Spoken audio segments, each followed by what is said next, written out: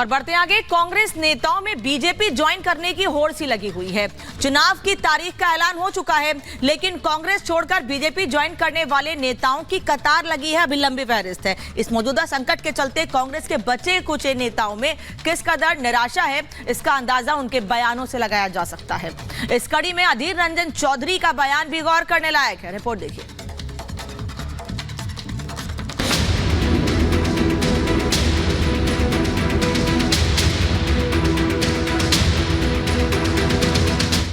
लोकसभा चुनाव सर पर है और कांग्रेस अपने इतिहास के सबसे कठिन दौर से गुजर रही है।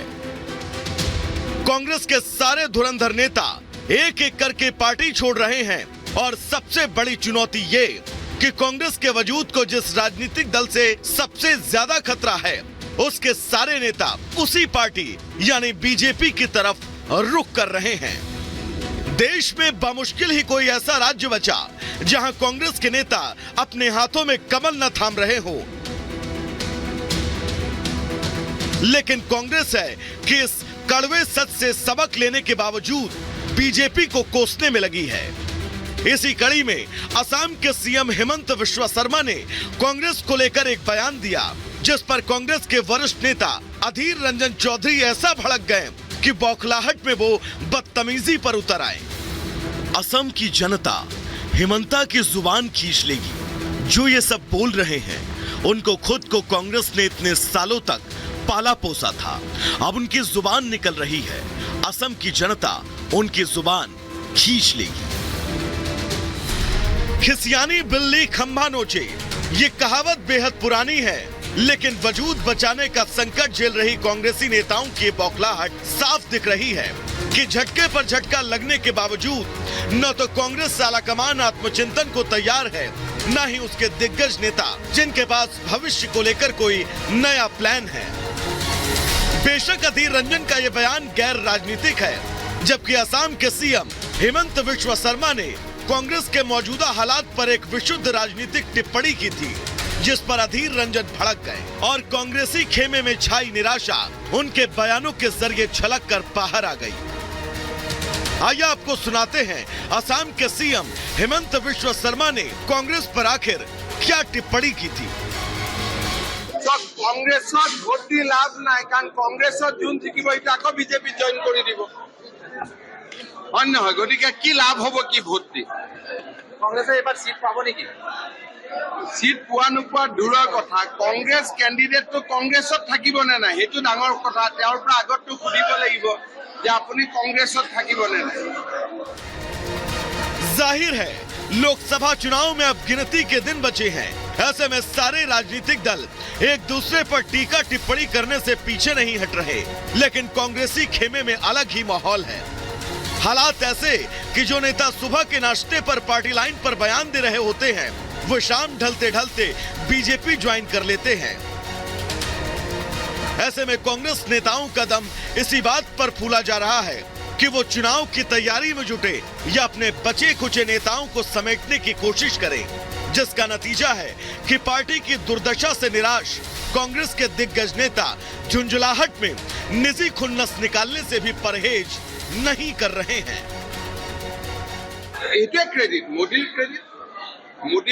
तो सूर्य आमी तो चंद्र सब संख्यालघु संख्यागुरु बुली कथा नाई, प्रधानमंत्री तो मोदी हबो। साफ है कि एनडीए के इस बार 400 से ज्यादा सीटें जीतने के दावे को लेकर कांग्रेस घबराई है।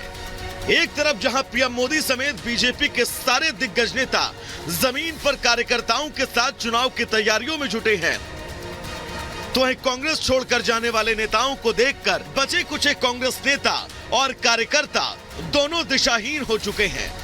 अधीर रंजन की गैर राजनीतिक टिप्पणी भी कांग्रेसी खेमे में छाई मौजूदा संकट से उपजी निराशा का ही प्रतीक है। अब ऐसे में अगर भविष्य में भी कांग्रेस नेता इस तरह के बयान दोहराते नजर आए, तो उसमें हैरानी वाली कोई बात नहीं होगी। Bureau report, Republic Bharat.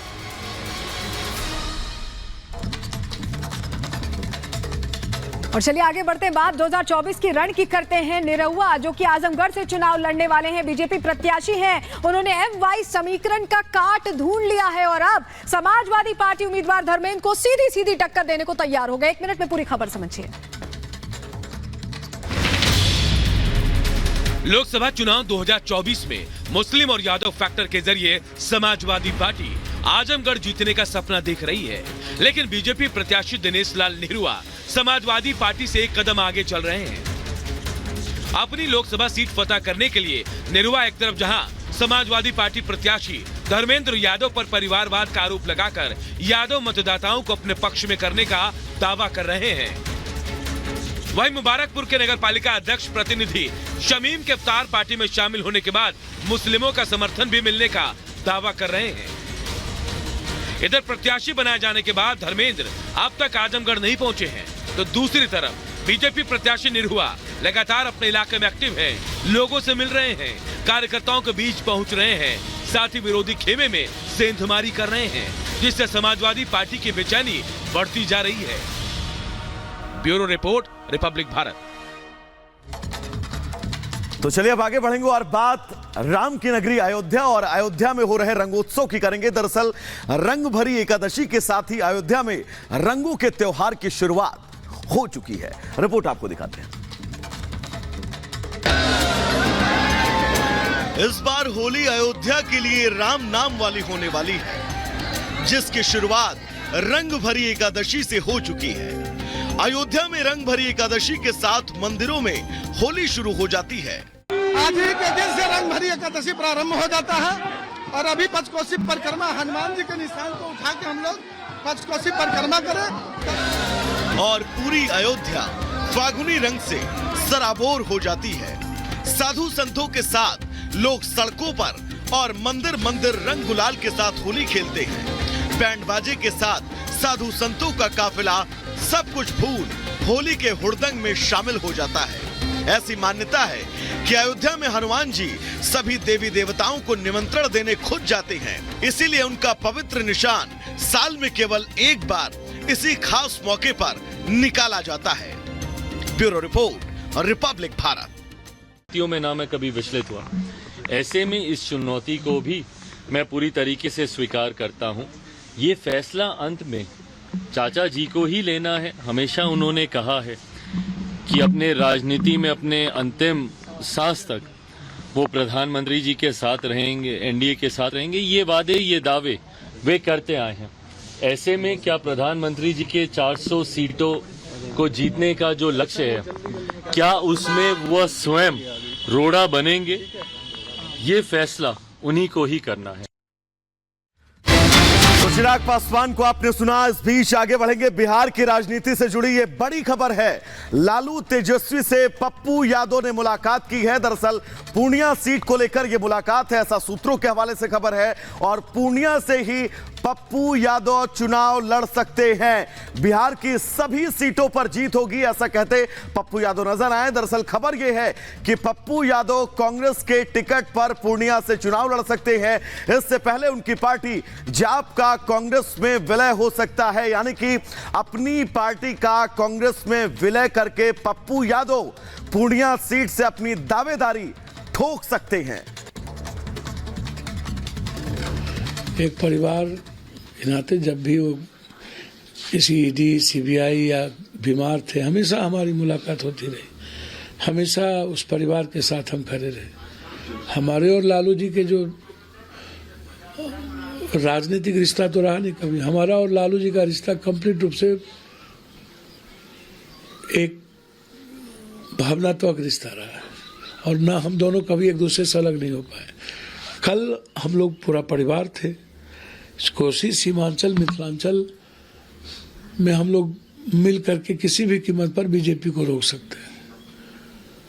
और जिस तरीके से 17 महीना तेजस्वी जी ने काम किया, एक विश्वास पैदा किया, राहुल गांधी ने जिस तरह दिल भी जीता, उम्मीद भी दिखाई लोगों को, लोगों में सपने भी हैं और विश्वास भी जीता, तो ये दुनिया का इतिहास है। राहुल गांधी जी का 6000 और 4000 ये वर्ल्ड रिकॉर्ड है। उस तरह 17 महीने में तेजस्वी यादव जी ने एक उम्मीद जगाया है बिहार में, एक विश्वास पैदा किया है और हम लोग मिलकर सिर्फ 24 ही नहीं 25 भी जीतेंगे। और हमारे वरिष्ठ सहयोगी प्रकाश हमारे साथ सीधे जुड़ रहे हैं, उनका रुख कर लेते हैं। प्रकाश, इस समय बिहार में सब कुछ हिलता डुलता दिखाई दे रहा है। एक तरफ हम देख रहे हैं कि चिराग पासवान ने सीधे सीधे कह दिया है कि वो हाजीपुर से चुनाव लड़ेंगे। पप्पू यादव ने अपना रास्ता अलग तैयार करना शुरू कर दिया है। देखिए, पप्पू यादव की राजनीतिक मजबूरी है क्योंकि 2014 में वो राष्ट्रीय जनता दल के टिकट से ही मधेपुरा से चुनाव लड़े थे और राष्ट्रीय जनता दल के टिकट पर विजयी हुए थे। लेकिन उसके बाद वो लालू यादव से अलग हुए, तेजस्वी यादव के बारे में खिलाफ में बोलने लगे, जन अधिकार पार्टी उन्होंने बनाया और इस बीच में पिछले 10 साल में उनकी साख गिरती चली गई। यहाँ तक कि 2020 के विधानसभा चुनाव में मधेपुरा से उन्होंने चुनाव भी लड़ा, महज 10-12 हजार वोट आया। तो उन्हें अपने राजनीतिक विसात और राजनीतिक औकात का पता चल गया, इसलिए उनके पास अब मजबूरी है कि लालू यादव के बिना उनकी राजनीति चल नहीं सकती और सीमांचल बेल्ट में खासकर मुस्लिम और यादव बहुतायत में है। वो समीकरण ऐसा है कि बिना लालू यादव कांग्रेस से गठजोड़ किए हुए इनकी चुनावी बैतरनी पार नहीं हो सकती। इनकी पत्नी रंजीत रंजन जो है वो सुपौल से कांग्रेस पार्टी के टिकट पर चुनाव जीती थी 2014 में।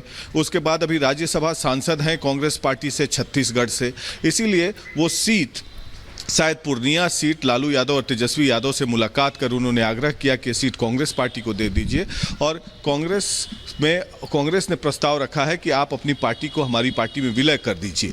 तो पप्पू यादव आज सुबह दिल्ली के लिए रवाना हुए हैं। कांग्रेस के नेतृत्व से बात होगी, शायद कांग्रेस के अलायंस शेयर में वो सीट आ जाए पूर्णिया और विलय करके वो पूर्णिया से चुनाव लड़े। इसके पहले भी जब पप्पू यादव शिखर पर थे, जब वो बाहुबली थे और बिल्कुल उनका दबदबा था उस इलाके में कोसी बेल्ट में, तो पूर्णिया से वो निर्दलीय चुनाव भी लड़कर जीत चुके हैं, दोनों विधायक और सांसद दोनों।